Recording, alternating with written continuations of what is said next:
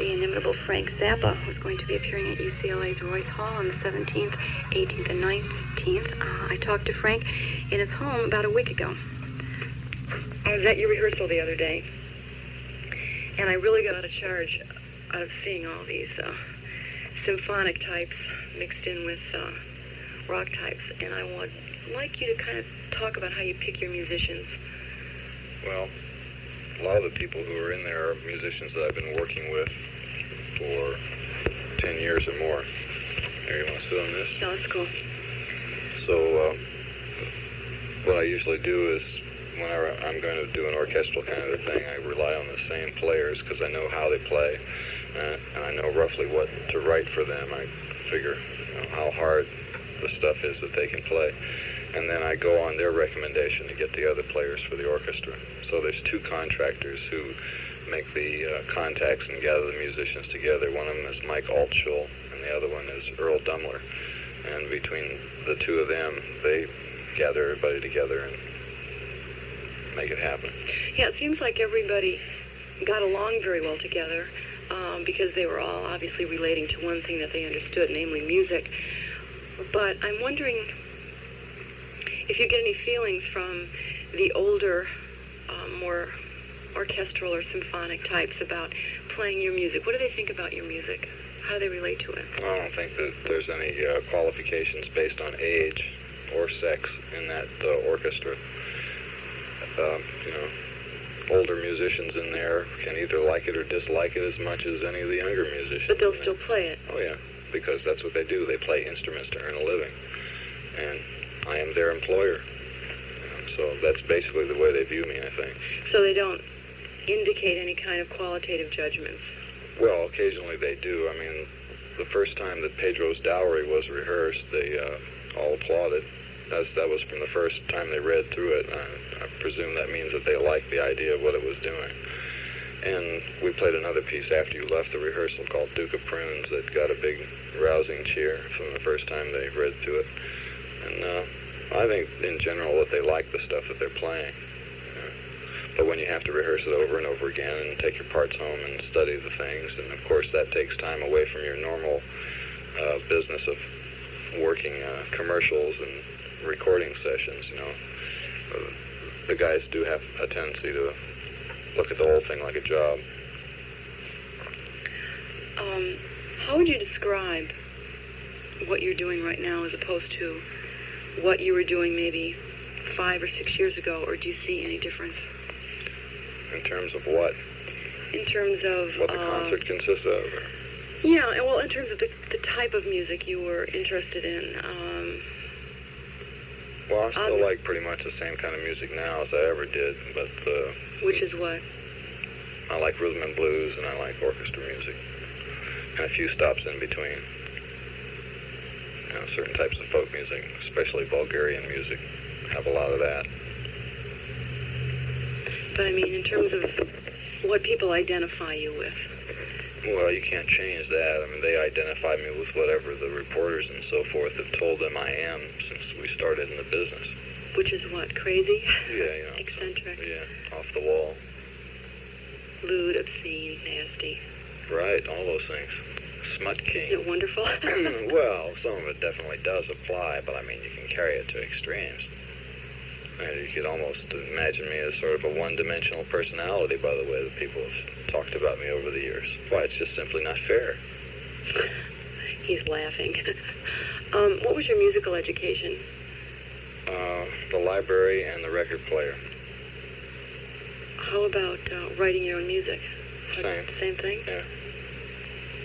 That's pretty incredible, don't you think? No. No? I mean, what did people do before there were schools? Well, they weren't getting symphonies together. They usually studied under a master. I'm saying before there were schools. Before there was anybody... They had tom-toms and sticks. Well, that's right. And this our orchestra has 5 drummers in it. Loincloths. Yeah. But I guess what I'm saying is I was surprised at the... what I felt was a considerably more sophistication than I expected musically from you. I mean, I figured that most of your experience came from performing, putting together people and making it happen, you know. Well, this is basically the same thing. The only difference is the medium, which is the printed note, as opposed to music, which is memorized. But it's considerably more exact, isn't it? It's exact when they play it right. You know, I can make my wishes very specific on a piece of paper, but I would say no more specific than I could telling the members of the rock and roll group that I work with that, you know, play it this way, and they never see a piece of written music. I just tell them how it goes. The only thing that written music does is it makes it a little bit faster to explain to 40 people how the thing is supposed to go, and there's various symbols and diagrams on that piece of paper they have in front of them that tell them how it's supposed to go. And then it's a matter of getting your hands in your mouth to do it. But I still, getting back to that question that I asked you before, how would you describe what it is that you're doing now as a type of music? We were talking before about how people involved in jazz don't like to say that they play jazz because they want to sell records. They don't want to be known as involved with jazz because it doesn't sell. Well, how do you, if you could describe your music or in the liner notes of an album that would be recorded from your next concert at Royce Hall, what would you say? Well, first of all, I don't think that it's commercial. Second of all, I don't care whether or not anybody calls it jazz or, you know, whatever. It's not jazz because it doesn't have that kind of a beat to it. Certainly doesn't have that kind of appeal to it. I don't even know if an audience exists for the kind of music that we're going to be doing over there. It's just happens to be some stuff that I wanted to write. I happen to have enough money to put the orchestra together, and I had enough money to put the concert on. And so here it is, a concert of that kind of music for whoever it is that might want to listen to it in a small hall where the acoustics should be pretty good. And then we're going to record it afterwards.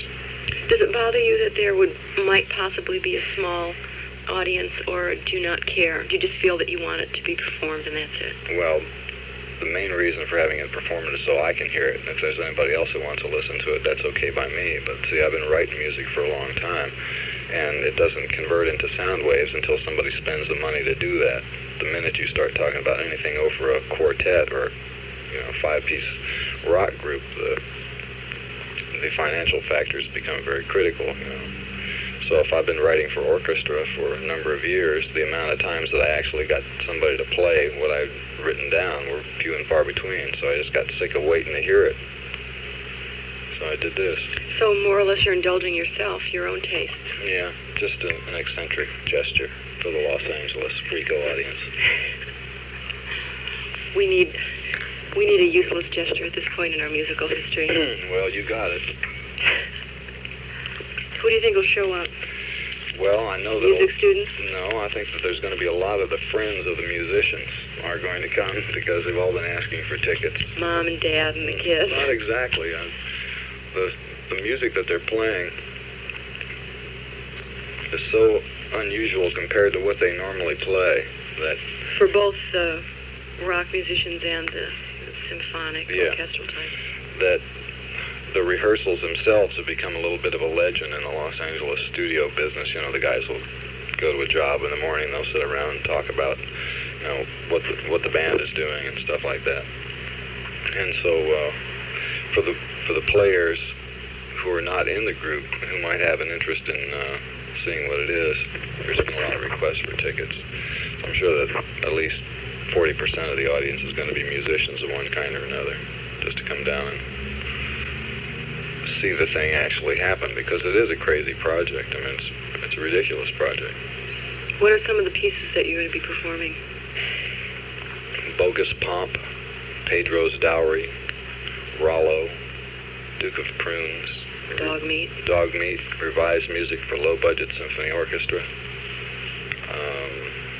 The Adventures of Gregory Peccary, and Strictly Gentile, Naval Aviation in Art, and one selection from Lumpy Gravy. It's just an evening of music that's different than the kind of stuff that we normally play when we're out on the road. It's something that can only be done in Los Angeles. Why? Because the facilities, the resources are here and no place else. Studio musicians and the orchestral people and... Well, there's a lot of percussion in the music for one thing. And a lot of the instruments required and the people with the skill to play them exist only here, because you got just about the best musicians in the world in L.A.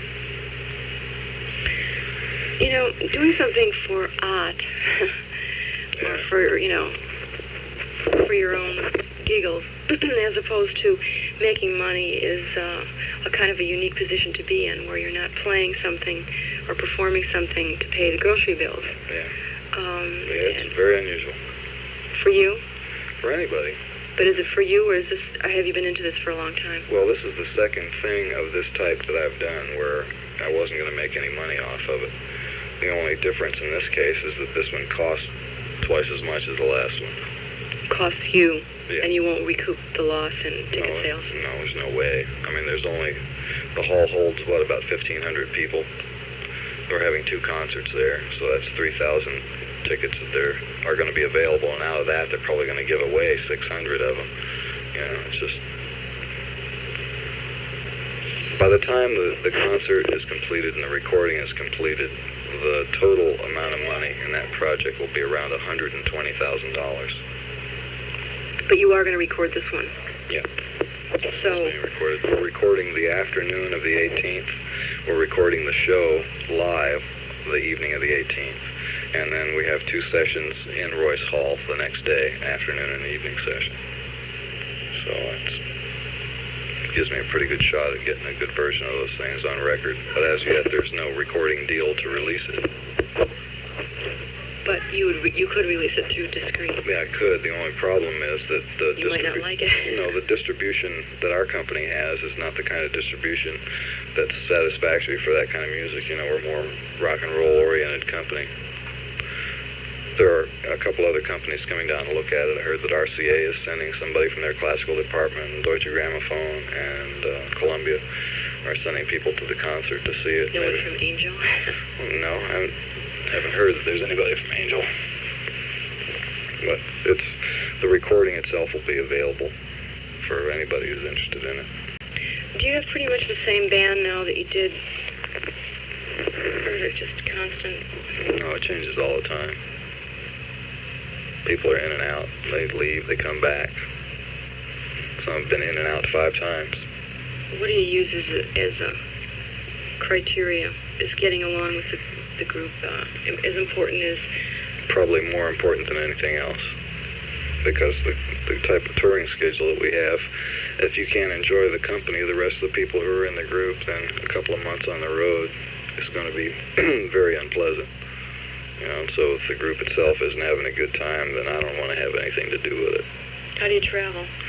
Well, this particular tour, we chartered a plane, and, you know, we've done all different kinds of tours. We've done them on bus. We've done them with commercial flights. You know, it just depends on what's the easiest way to get around for the type of routing that you have. Can you make any money on concerts? It depends, you know.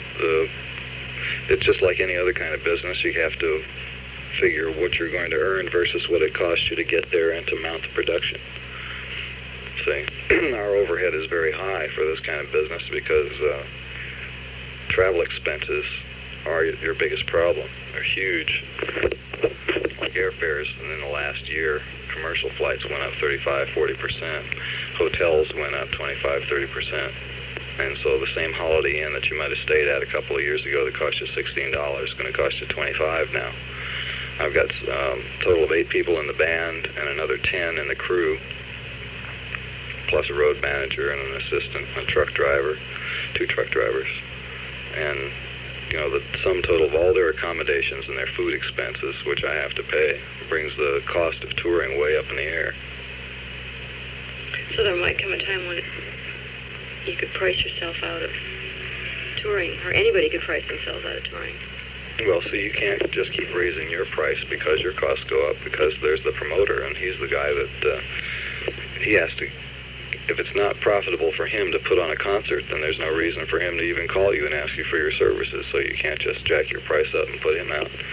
You know, what happens is, as costs go up, in my case, I tend to make less. Because your only other alternative is to take fewer people in the band, fewer people in the crew, and smaller amounts of equipment or inferior equipment. It's nice if you're Joni Mitchell, but it doesn't work with your kind of act. No, it doesn't. We take a stage setup that has 160,000 watts of lights. That's 160,000 watt lamps mounted on a square truss that takes from 10 o'clock in the morning until about 2 o'clock in the afternoon to set up, and about a 11 or 12,000 watt PA system. It fills two 40-foot trucks on the stage equipment. You got to move that around every day. Set it up, check it, play your concert, tear it down, go to the next place. Only one-night stands mostly? Yeah. A couple of places will be two, like Felt Forum in New York. We'll probably be there for 2 nights. What kind of people come to see you? The oldies, like, that were listening to you a long time ago, or do you have is it a constant regeneration kind of thing where kids are just picking up on you? We're having, as a matter of fact, now we have a larger quantity of 13 to 15-year-old girls coming to the concert than we ever had before.